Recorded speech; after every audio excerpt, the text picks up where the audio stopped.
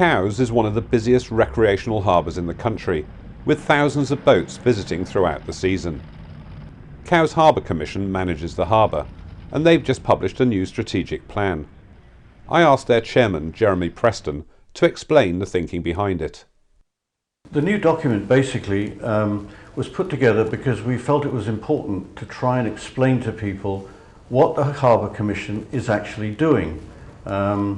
I think probably, if you were to ask 10 people, you might well get 10 different answers as to what we're really up to.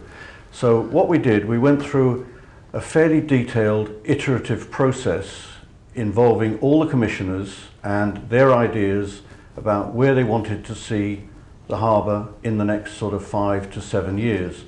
So basically we put together what we call this framework document, which tries to give people an idea of where we're going between now and 2015, what we see as our vision, what we see as our mission, and some of the strategies that we plan to employ to get there. And then it delves down into some of the detail as to some of the more specific things that actually need to happen in order for this to be achieved. And what is the vision? The vision, very simply, I think I would sum it up in three different statements, if you like. The first is to provide a truly sheltered harbour for Cowes. Anybody who's seen Cowes in a northerly knows what I'm talking about. Secondly, we believe that Cowes should be a real centre of excellence for yachting, as a transport gateway for the island, and indeed for marine services. Now, we can't do everything to make that happen, but we can certainly be a prime mover in establishing it. And thirdly, we have our statutory responsibility, which is to ensure that we run the harbour in as professional and as suitable a manner as we possibly can. I suspect most people will be interested in the Outer Harbour project. What stage is that at? I think we're making good progress.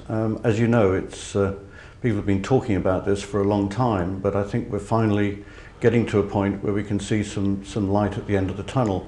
We have been working very closely over the last year and a half with CEDA to try and make this happen, and obviously it's very much tied in with the East Cowes regeneration project. But essentially we now have a design for the breakwater. We've got our costings, we've got our initial engineering studies, we've done all the work on tidal flow, silting, etc.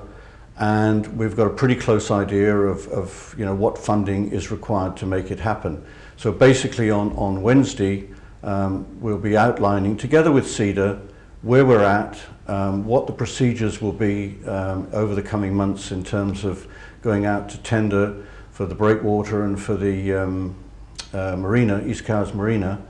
And we're hopeful that by middle of next year we should be pretty clear on where it's going, and possibly, hopefully, work could start in early 2009.